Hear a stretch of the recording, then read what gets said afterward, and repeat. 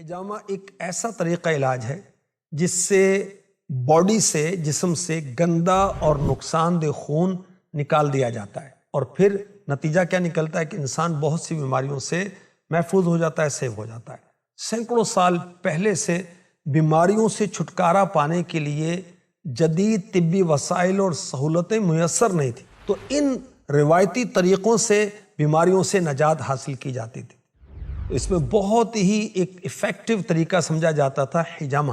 آج کل اس کو کپنگ تھراپی کہا جاتا ہے۔ حجامہ کی وجہ سے خون کی گردش بہتر ہوتی ہے، خون میں آکسیجن اور غذائی اجزاء میں بھی اضافہ ہوتا ہے، جلد کی صحت بہتر ہونا شروع ہو جاتی ہے۔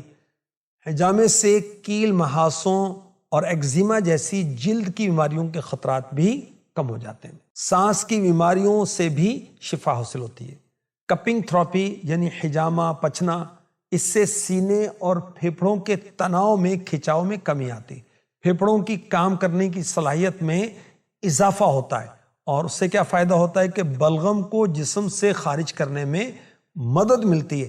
اس کے ساتھ ساتھ حجامہ سانس کی نالی کو متعدی انفیکشن میں بھی مفید ہے۔ حجامہ سے جسم سے زہریلے مواد کا اخراج ہوتا ہے۔ فاسٹ فوڈ کثرت سے استعمال کرنے کی وجہ سے جسم میں زہریلے مواد جمع ہونا شروع ہو جاتے ہیں۔ حجامہ لگوانے سے زہریلے مادے کو خارج کرنے میں مدد ملتی ہے۔